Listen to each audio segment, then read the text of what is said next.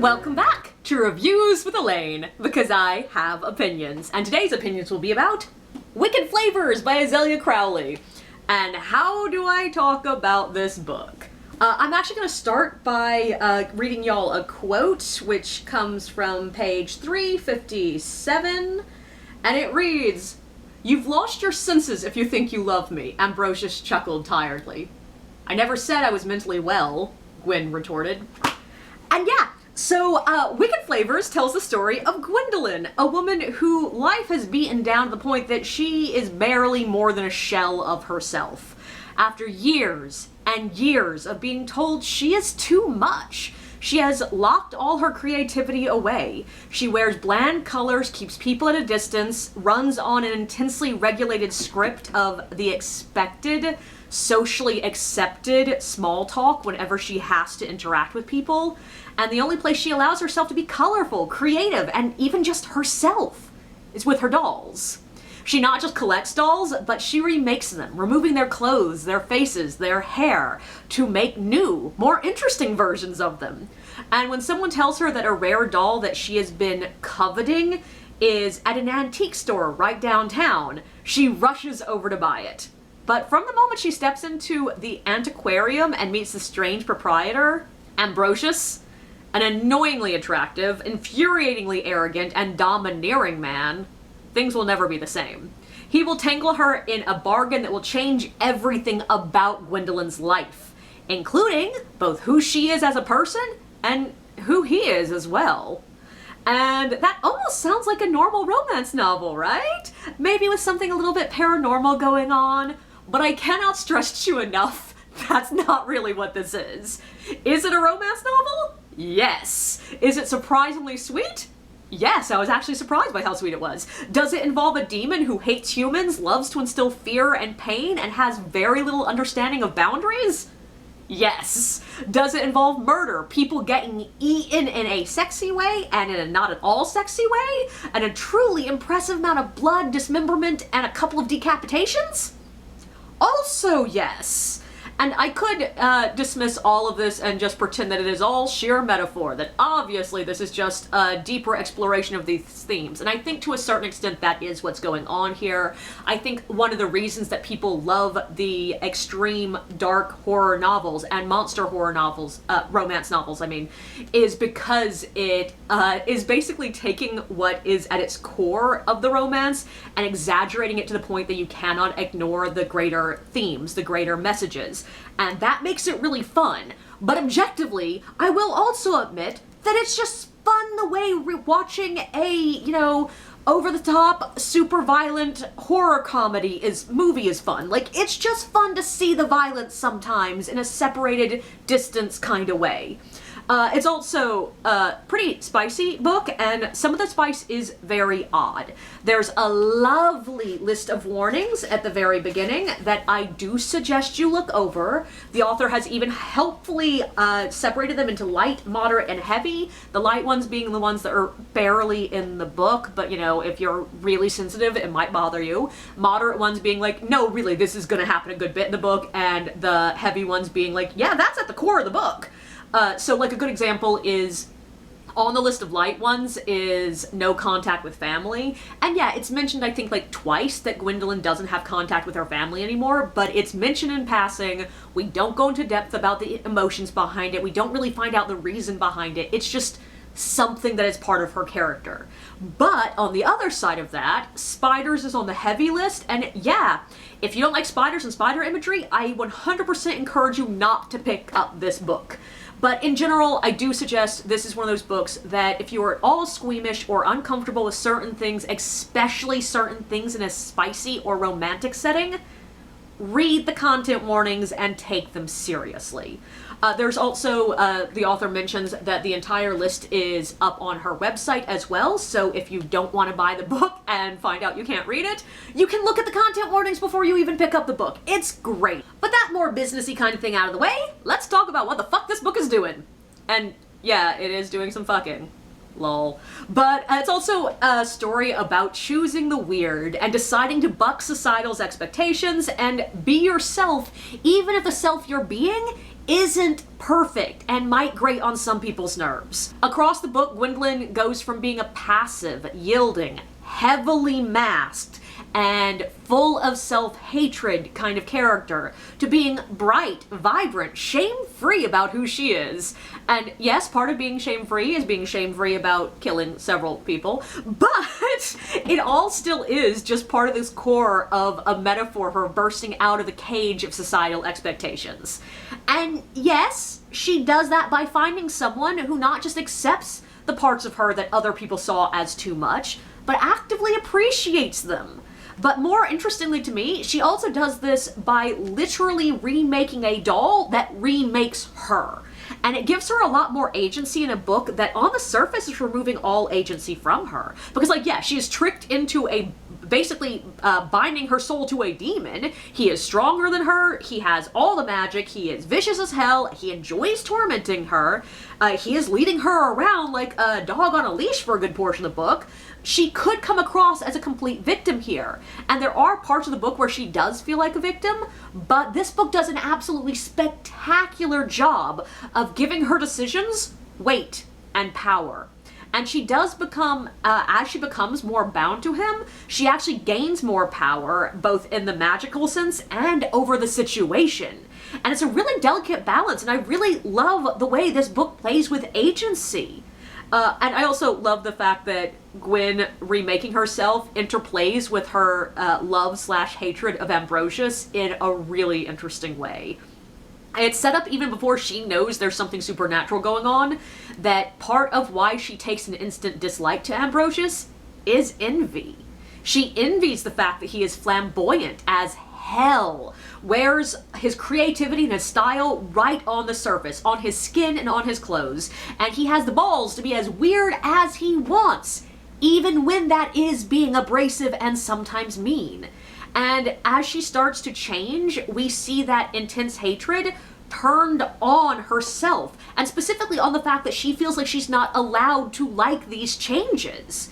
Until finally she gets to the point that she is such a ball of rage and anger that she cannot contain herself, and she bursts out of her cocoon like the chest bursters from Aliens. And there is something really honest about how there is something violent in becoming someone new. Or more accurately, becoming someone who you used to be, who you've always been at the core. There is a violence in the death of the self you were being. It's a ripping off of a mask, but that mask has become part of you. And it's sort of really glorious to see that violence on full display in a physicalized way, as well as the emotional way. And both Gwen and Gwendolyn are really interesting characters, and yeah, I would consider them two separate characters. The two different versions of her are basically two characters that just transform from one to the other, and it is made clear that this is happening with the character names. We are told explicitly in the beginning of the book that Gwendolyn no longer lets anyone call her Gwen. She directly tells people, my name's not Gwen, it's Gwendolyn. She only thinks of herself as Gwen like once in the first few pages. But otherwise, it's straight Gwendolyn right across the way. Until she starts to change. And then gradually we get sprinklings of more Gwen intermingled with the Gwendolyns, until finally she directly tells Ambrosius, I go by Gwen. And I will say, to make the transition super duper clear to the reader, the author does slightly overuse the names in those chapters. Like, I was shouting in my head, oh my god, a pronoun or two is fine. Like, you can just call her she every now and then. But I know that I'm more hyper aware of the overuse of names because it's something that I do in my own writing. And I am currently editing one of my books, and one of the things I'm editing for is looking for those places that I've overused names. So I'm just on the lookout for it.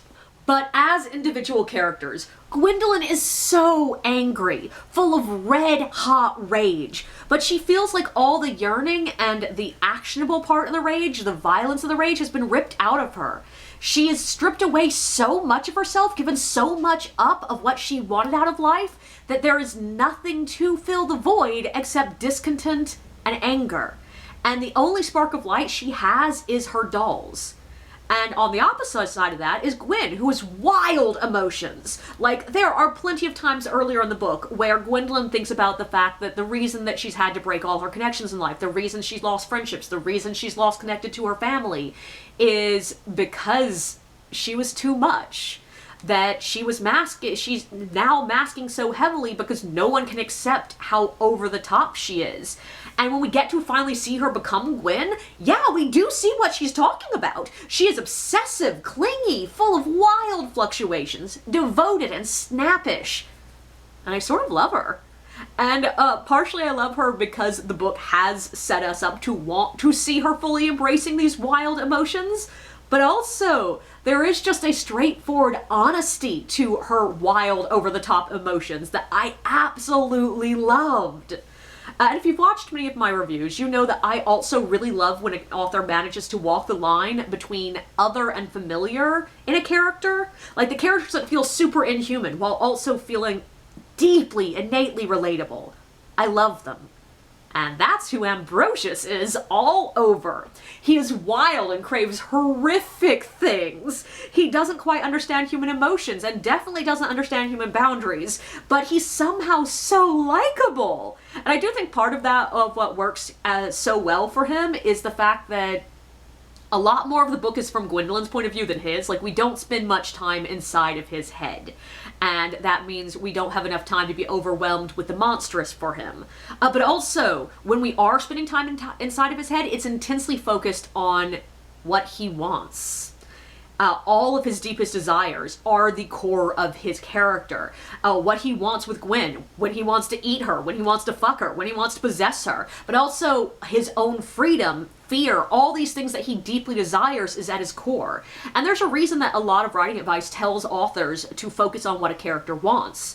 It's a really good way to snap a reader in instantly to empathizing with them, to feeling like you know them deeply, because to know what somebody wants more than anything is to know them. And beyond that, there's also other things that help us sympathize with him. He has chronic pain problems, which highly humanize him. But there's also something really interesting going on with colonization with his character, and it gives us something to feel for him for, and to see that even though, yes, he is a monster, that doesn't mean that he doesn't have emotions, and it doesn't mean that he cannot be harmed. And all of it just makes him a lot more relatable as a character, and it's just really cool as well. But I also want to talk about how wonderfully color is used in this book. And yes, there's the obvious ways, like the cover is really colorful, and I would like to just say, I really want this trend to continue of day-glow, bright-colored books. I love them, let's keep going, but there's also the obvious ways of Gwendolyn wearing neutrals and light, very boring colors at the beginning of the book, but being deeply drawn to the bright and the vibrant. Like the fact that there is no color in her apartment whatsoever, except for her dolls. But also things like the blue-backed spiders being one of the first bits of color to invade her space, then the color transferring to her in a way that I will not specify because it's spoilers, and then her buying bright-colored underwear before she commits to wearing anything bright on her exterior. But also, the choice of what colors are used when is really specific. Even the fact that her eyes are amber. Because, yeah, amber is objectively a very light brown, but her eyes are never described as light brown. They are amber, and amber is a vibrant, rich color. So from the beginning, even though she has stripped so much of her, color from her exterior, she cannot fully strip away that vibrancy. But also, the fact that she has been craving these unnatural, vibrant colors is a precursor to the fact that she's going to be craving unnatural flavors later, and the fact that her work uniform does include blue, but it's a boring, pale blue, and then the first bit of real color we get to her, brought into her life, is the blue-backed spiders, which are a bright, vibrant blue, and it's the contrast of the sort of natural version of the color versus the unnatural version of the color, and there's the use of bright neon Barbie pink as a way of taking the soft, girly color and turning into something almost violent and definitively aggressive. Even the black demonic blood getting smeared everywhere is such an interesting color choice usage. and all of it was so carefully painted, and I just really love the way that color is used here. I do also want to talk about the design of this book in general, which I usually don't talk about because unless it's a graphic novel, to me, design is not part of storytelling really, it's just marketing. It's how you get the readers to pick up your book. But in this one, no. This is a fully text-based novel. The design is very much about part of the storytelling.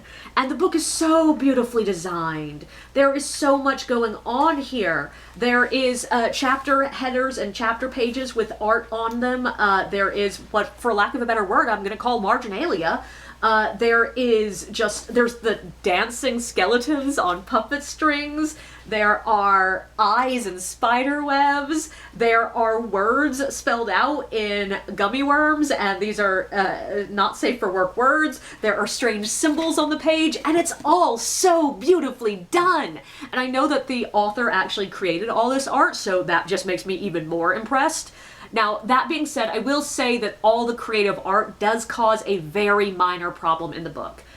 Because some of the art sort of creeps onto the page itself, and I know that to avoid having the words disappear into these upper corners, the author had to do some adjustment of the text, and I can tell you, having used formatting tools, I know that that's why there are moments in this book that the justification is just off. There'll be moments where the margins are just really weird, or there's text with a huge gap in the middle, and it's not many of them, it's not distracting, but I just noticed a couple of them, and I noticed them because I was literally thinking, I'm betting this happened because she had to shift things over to not run into that art on the corner.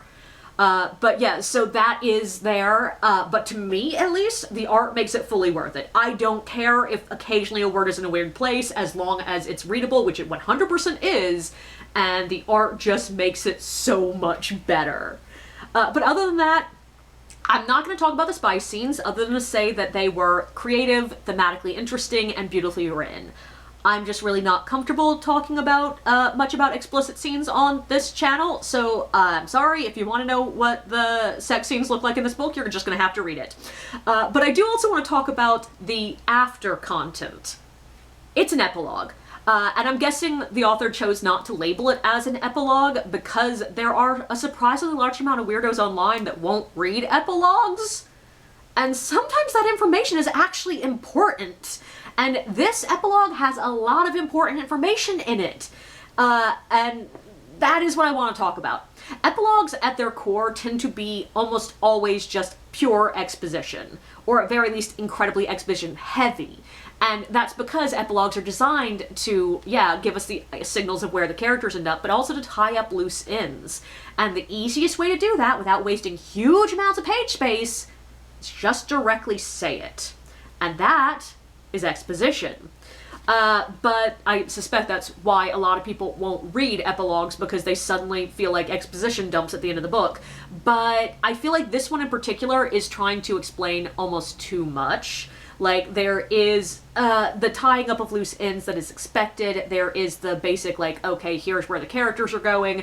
But it's also introducing us to a lot of world building that I'm guessing is going to be part of the greater universe here, because yes, this author does plan to write more books in this greater universe, and I'm super interested in it, but at that moment I was just like, no, just give me what Gwyn and Ambrosius's happy ever after look like. That's what I'm here for.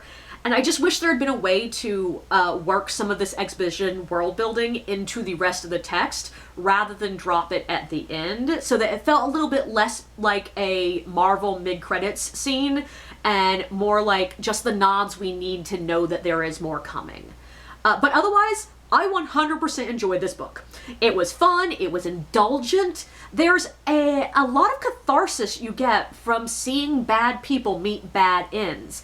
And for me, that's a really delicate line to walk. Like, I often don't find the, oh, let's watch bad people have bad things happen to them fun. Like, I've talked about this with other reviews. Like, one of the reasons I'm very picky with horror is because quite often that really, it does not provide the joy for me. But this one really accomplished that balance of evil glee and a distance so that I don't feel guilty for enjoying something, reading about someone getting their head ripped off or something like that. I think the gore focused on the right things to make sure the reader gets a clear picture in our mind without getting that visceral, upsetting reaction. And that's also one of those things that can occasionally cross the line for me. Like in college, I could not finish reading a Cheryl Churchill play because reading it made me physically ill. But this one had me giggling when someone lost their arm. So yeah, I do think this book is for a very specific reader, not for everyone, but if you like monster romance that leans into the gore, the monstrous, the violence, the unequal power dynamics, the horrifying, while still managing to somehow read as sweet and sexy at different points, and is doing something really interesting with how society forces conformity and the damage that does to people who don't naturally fit into the typical mold, you'll love this book. And I mean, just look at it. It's pretty.